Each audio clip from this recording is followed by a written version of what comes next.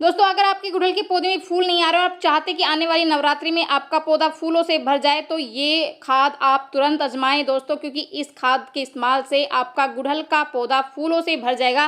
क्योंकि आज मैं एक ऐसी पावरफुल खाद लेकर आई हूँ जिसको आपका अपने पौधे पर कब और कैसे और कितना देना है ये जानना बहुत ही ज़रूरी है। अगर इस टाइम पर आपने इस खाद का इस्तेमाल अपने गुड़हल के पौधे में कर लिया तो आपके गुड़हल के पौधे में इतने फूल आएंगे कि आप गिनती भी नहीं कर पाएंगे। तो ये कौन सी खाद और किस तरीके से हम अपने पौधों में देनी आगे वीडियो में बताने वाली, तो वीडियो स्टार्ट करते हैं। नमस्कार दोस्तों सितंबर का महीना शुरू हो चुका है। बरसात लगभग सभी जगह ख़त्म हो चुकी है। एक दो बरसात होगी लेकिन अभी बरसात है वो नहीं हो रही है। अगर इस समय आपके गुड़हल के पौधे पर कलियां नहीं बन रही है, फूल नहीं खिल रहे, तो दोस्तों मैं आप लोगों के लिए बहुत ही पावरफुल खाद लेकर आई हूँ जिसको आपको अपने पौधे पर कब और कैसे और कितना देना है ये जानना बहुत ही ज़रूरी है। साथ में सितंबर के महीने में आपको अपने पौधे की देखभाल कैसे करनी है ये भी बताने वाली हूँ। अगर इन सब चीज़ों को आप फॉलो करते हैं तो आपका गुड़हल का पौधा मेरे गुड़हल की पौधे की तरह बिल्कुल फूलों से भर जाएगा। आप देख सकते हैं मेरे गुड़हल के पौधे में मैंने हर तरह के गुड़हल के पौधे लगाए हुए हैं, देसी, hybrid, single petal, double petal, हर तरह के प्लांट मैंने लगाए हुए हैं और सभी जो प्लांट हैं वो फूलों से भरे हुए हैं। क्योंकि मैं टाइम टू टाइम इस तरह से बिल्कुल घरेलू खाद का इस्तेमाल करती हूँ। और आज जो खाद मैं बताने वाली हूँ वो तो इतनी पावरफुल है कि आने वाले नवंबर दिसंबर तक आपका गुड़हल का पौधा बहुत ही अधिक फूल देने वाला है दोस्तों। तो अभी सितंबर के महीने में आपको क्या क्या अपने पौधे की देखभाल करनी है ताकि आपका प्लांट आने वाले महीनों में बहुत ही अच्छे से फ्लावरिंग करे। तो सबसे पहले तो दोस्तों ये जो गुड़हल का पौधा है ये समर फ्लावरिंग प्लांट है और पूरी तरह धूप वाला पौधा है। अगर आप अपने गुड़हल के पौधे में ज़्यादा से ज़्यादा फूल लेना चाहते हैं तो आप अपने पौधे को पूरे दिन की धूप में रखें। अगर प्लांट को धूप नहीं मिलेगी तो प्लांट में ना तो कलियां बनेगी और ना ही फूल खिलेंगे। तो सबसे ज़रूरी है कि आप अपने पौधे को पूरे दिन की धूप में रखें। दूसरी बात दोस्तों, आप अपने प्लांट की मिट्टी में नमी बनाए रखें। और वाटरिंग नहीं करनी है। और वाटरिंग से क्या होता है कि जैसे बरसात होती रहती है और इससे क्या है कि फंगस लग जाता है हमारे पौधों में, तो इस तरह से और वाटरिंग नहीं करनी। और वाटरिंग से हमारे प्लांट की पत्तियां भी पीली पड़ जाती है। दूसरा ये कि इसमें फंगस की समस्या आ जाती है। तीसरा दोस्तों, इस टाइम आप अपने गुड़हल के प्लांट की गुड़ाई ज़रूर करें क्योंकि लगातार बारिश की वजह से हमारी जो प्लांट की मिट्टी काफ़ी ज़्यादा सख्त हो चुकी है। इसमें ना तो ऑक्सीजन पहुंच रहा है जड़ों तक, जिससे हमारी जो जड़ें हैं वो बिल्कुल शुष्क हो चुकी है।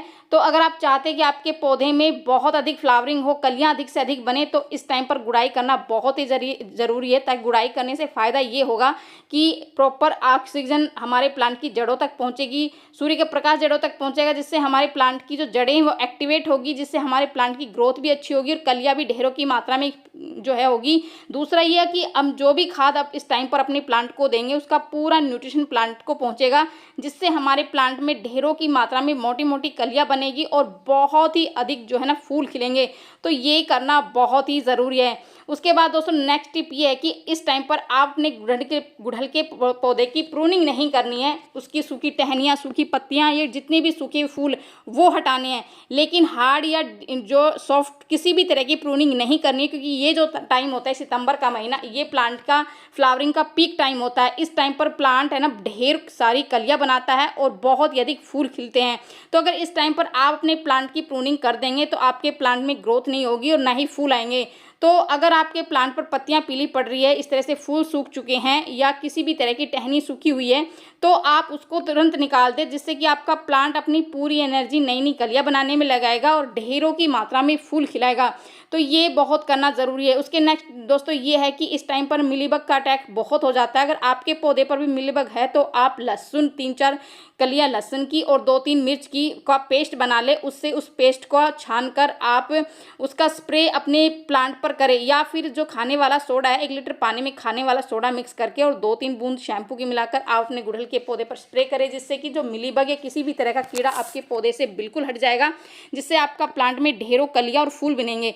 अब बात करते हैं दोस्तों खाद की। इस टाइम पर कौन सी खाद देनी है ताकि आपका प्लांट भी मेरे प्लांट की तरह बिल्कुल फूलों से भर जाए। तो सबसे पहले इस टाइम पर जो ले रही हूँ मैं वो सड़ी हुई गोबर की खाद ले रही हूँ दोस्तों। इसकी जगह आप वर्मी कंपोस्ट भी ले सकते हैं, लेकिन आप देख सकते हैं मैंने जो ली है वो बिल्कुल सड़ी हुई खाद है, बहुत ही पुरानी खाद है और इस खाद का ये है कि बिल्कुल दानेदार खाद है, बहुत ही बढ़िया। इसमें बहुत सारे न्यूट्रिशन है, हमारे प्लांट की ओवल और ग्रोथ के लिए बहुत ही बढ़िया होता है। जो भी पोषक तत्व हमारे प्लांट को चाहिए होता है वो सभी इस खाद में मौजूद है। तो सबसे पहले आप वर्मी कंपोस्ट 2 मुट्ठी या फिर सड़वी गोबर की खाद ले लें। उसके बाद दोस्तों मैं 3 चीज़ें ऐसी इस्तेमाल कर रही हूँ जो बिल्कुल घरेलू है, बिल्कुल ऑर्गेनिक है, और इसका इस्तेमाल अगर इस टाइम पर हम करेंगे तो बहुत ही बढ़िया रिजल्ट हमें अपने प्लांट पर मिलेगा। तो 3 चीज़ों में सबसे पहले है ये प्याज के छिलके, केले के छिलके और चाय पत्ती। ये सूखे हुए प्याज और केले के छिलके हैं, धूप में अच्छी तरह सुखा लेना है ताकि पीसने में आसानी हो। सुखाने के बाद ही हम अपने प्लांट पर इसका इस्तेमाल करेंगे।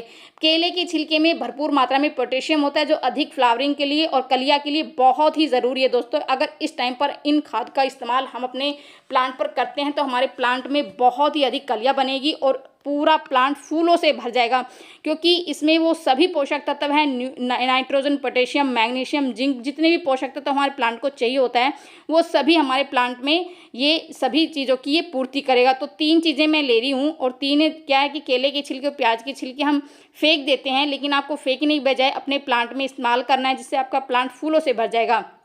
तो जो मैंने सड़वी गोबर की खाद ली है उसमें हम तीनों चीज़ों को मिक्स कर देंगे। चाय पत्ती में भरपूर मात्रा में नाइट्रोजन होता है, हमारे प्लांट की जो ग्रीनरी के लिए, अच्छी फूल के लिए, अच्छी ग्रोथ के लिए बहुत ही ज़रूरी है। तो इन तीनों चीज़ों को अच्छे से इस खाद में मिक्स कर देंगे, और मिक्स करने के बाद गुड़ाई हम कर चुके हैं अपने प्लांट की, और गुड़ाई करने के बाद 2 मुट्ठी खाद आप 10 इंची गमले में डाल दीजिए इस तरह से गुड़हल के पौधे में दोस्तों, और बहुत ही बढ़िया रिजल्ट मिलेगा। अगर इस खाद का इस्तेमाल आप इस टाइम पर सितंबर के महीने के में करते हैं तो आपका प्लांट नवंबर दिसंबर तक बहुत ही अच्छे से फ्लावरिंग करेगा। तो जितने भी मेरे गुड़हल के प्लांट है उसमें सब में मैं 2-2 मुट्ठी इस खाद का इस्तेमाल कर रही हूँ, जिससे कि मेरा प्लांट बिल्कुल, इसकी पत्तियां हैं वो बिल्कुल लश ग्रीन है, कोई समस्या किसी भी तरह की मेरे प्लांट पर नहीं है, क्योंकि मैं बिल्कुल ऑर्गेनिक चीज़ों का इस्तेमाल करती हूँ, किसी भी तरह का केमिकल का मैं इस्तेमाल नहीं करती हूँ।